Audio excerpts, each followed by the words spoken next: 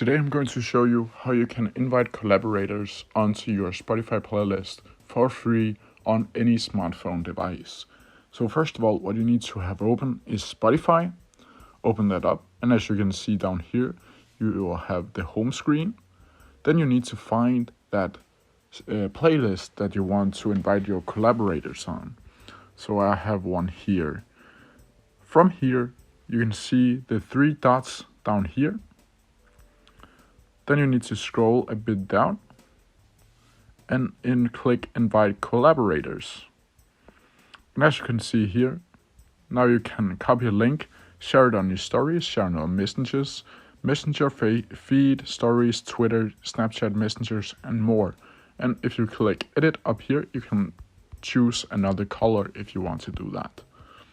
You can also do it simply by clicking the little man and the plus sign down here, and the same page will pop up. And the link will expire in 7 days. I hope this helps. If you have any questions about it, leave them down in the comment section down below. I'll try my best to answer them as quickly as possible. See ya!